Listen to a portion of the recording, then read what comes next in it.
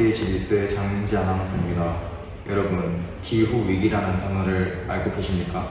기후위기란 기후변화가 극단적인 날씨뿐만 아니라 물 부족, 식량 부족, 해양 산성화, 해수면 상승, 생태계 붕괴 등 인류 문명에 회복할 수 없는 위험을 초래하여 획기적인 온실가스 감축이 필요한 상태를 말합니다. 이러한 기후위기에 처하면 원인을 알 수 없는 재난이 지속적으로 발생하고 많은 인명피해를 초래하게 됩니다. 실제로 현재 2022년에는 기후위기가 급가속화되어서 많은 인명피해가 속출하고 있는데요. 어떤 사례가 있는지 한번 살펴보겠습니다. 첫 번째로는 호주의 산불입니다. 2019년부터 2020년까지 호주의 산불 시즌은 매우 극단적인 예시였습니다. 약 5천만 헤이커가 불탔고 최소 34명이 사망했으며 거의 6,000채의 건물이 파괴되었습니다. 과학자들은 광범위한 화재를 초래한 매우 위험한 조건들이 30%의 가능성이 더 높다는 것을 발견했습니다. 두 번째로는 북반구의 온도입니다. 매년 북반구의 온도가 가장 높다고 이야기를 했지만 2020년에도 예외는 아닙니다. 올해 8월은 육상과 해양 표면을 합한 온도가 평균보다 0.94도 높게 나타나 1880년 기상 관측이 시작된 이래 전 세계적으로 두 번째로 뜨거운 달이 되었습니다. 현재 기록상 2016년이 현재까지는 가장 무더운 8월로 기록되었지만 이 기록은 언제 갱신될지 모릅니다. 세 번째로는 미국의 허리케인입니다. 미국은 허리케인이 발생하면 알파벳 순으로 허리케인 이름을 사용했는데요. 미국의 허리케인 시즌은 아직 끝나지 않았지만 이미 전체 알파벳 순의 허리케인 이름 리스트를 소진했고 그리스 문자로 넘어가기 시작했습니다. 더욱 우려되는 것은 올해 허리케인이 평상시보다 더 심해져서 기후온난화의 직접적인 결과로 인해 주민, 긴급 구조원, 그리고 기상학자들 사이에서 큰 혼란을 겪고 있다는 점입니다. 네 번째로는 중국의 기록적인 여름 홍수입니다.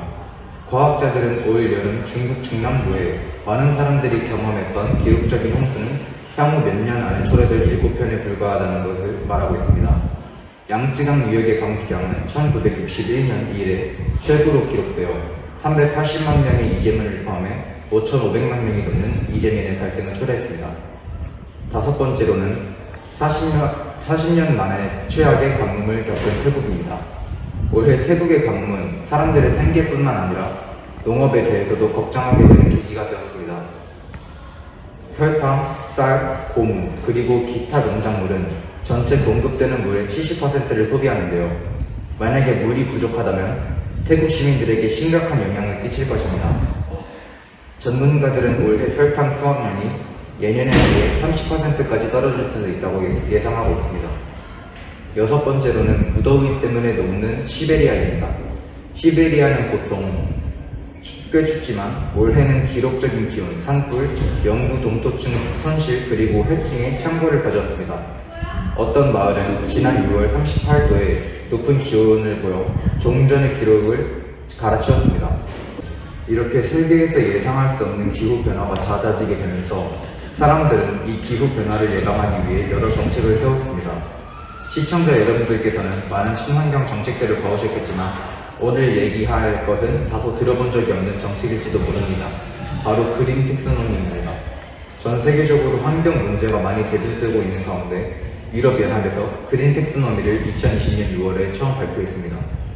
그린 텍소노미란 녹색 산업을 의미하는 그린과 분류화합을 의미하는 텍소노미를 합친 단어로 온실가스 감축 등 환경 문제 해결에 기여하는 친환경 경제 활동을 분류하는 기준점입니다. 이는 어떤 사업이 친환경인지 아닌지를 구분하는 기준이라고 이해할 수 있습니다. 유럽의 그린 텍소노미는 친환경과 지속 가능성을 갖추고 기후 문제를 해결하기 위해 노력하는 산업을 찾아내서 그 산업에 더 많은 투자와 자원을 이루어지게 하는 데 의의가 있습니다. 또한 이 제도는 그린워싱을 막고 ESG 정보 공개가 투명해질 수 있는 장점이 있습니다. 현재 대한민국의 그린 텍소노미 시행 현황을 알아보자면 2021년 환경부는 한국형 녹색 분류체계 K-텍소노미를 발표하여 EU가 발표한 그린 텍소노미의 한국형 축소판을 내놓았습니다. 그린 텍소노미에 대한 명확한 기준을 제시하여 녹색 자금이 필요한 친환경 기술을 유입될 수 있도록 지원하는 것을 발표하였고 이때 LNG 포함과 원전은 제외가 되어 논란을 빚었는데 2022년 대통령직 인수위원회는 원전도 K택소노미에 포함시키는 것을 공식화했고 탄소 중립 녹색성장위원회를 균형 있게 재구성해 부문별로 최적의 감축 목표와 이행 방안을 마련하고 혁신 기술 투자, 산업계 온실가스 감축 설비 및 교체를 전방위적으로 지원하겠다고 입장을 밝혔습니다. 한편 이런 그린 텍소노미의 장점에도 불구하고 유럽에서는 이 그린 텍소노미에 대해 찬성하는 국가도 있지만 반대하고 있는 국가도 있습니다. 그 이유 중 하나는 경영과 투자와 관련이 있는데요. 그린 텍소노미가 ESG 투자를 추구하는 투자자들의 선택 기준이 되는데 여기에 포함되지 않으면 투자를 받을 기회조차 접하기 어렵다는 점이 있습니다.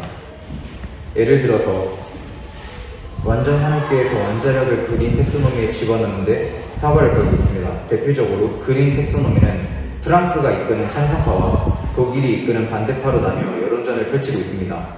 독일과 포르투갈, 덴마크 등 7개국은 국가 에너지 시스템의 일부를 원자력을 찬성하거나 반대할 주권을 인정하지만 텍소노미에 포함시키면 텍소노미의 무결성, 신뢰성 및 유용성이 영구적으로 손상될 것이라고 주장하고 있습니다. 이에 대해 찬성 측 국가에서는 원자력 발전은 저렴하고 안정적이고 독립적 에너지원이며 기후 변화와의 전쟁에서 승리하려면 탄소 배출이 없는 원전이 필요하다고 반문하고 있습니다. 이처럼 그린 텍소노미는 정책적 측면에서 국가 단위로 환경을 지킬 수 있다는 점에서 큰 장점을 가지고 있지만 경제적인 문제로서는 원만한 합의 없이는 쉽게 이루어질 수 없다는 한계가 있습니다. 그린 텍소노미에 관해 어떤 생각이 드셨나요? 저는 그린 텍소노미가 기후 위기로 인한 물 부족, 식량 부족, 해양 상승화, 생태계 붕괴 등의 문제를 해결할 수 있는 방안이라고 생각합니다. 최근 들어서 더 심각하게 다뤄지고 있는 주제인 환경 위기에 위기감이 생기고 있으며 우리 인류가 이에 대비하기 위해서는 그린 텍소노미 같은 방법을 동원해야 환경을 지킬 수 있을 것입니다. 전 세계가 기후 위기로 인해 자연재해의 피해를 크게 받고 있는데요. 가뭄과 홍수, 지진과 해일, 그리고 태풍 등의 자연재해는 곧 다른 나라의 문제만이 아닌 한국에도 극심한 피해를 미치는 문제가 될 것입니다. 저는 호주 산불의 사례를 보고 큰 위기감과 안타까움을 느꼈는데요. 호주 산불로 인해서 수십여 개 희귀종이 멸종하고 수억 마리의 동물들이 죽었습니다. 한국에도 강원도 산불이 있었듯 앞으로는 이런 자연재해들이 일상이 될 수 있고 이런 자연재해로 인한 피해가 일상이 되지 않도록 미래를 대비하기 위해 그린 텍소노미를 도입하고 환경을 보호할 방안을 고려할 것입니다.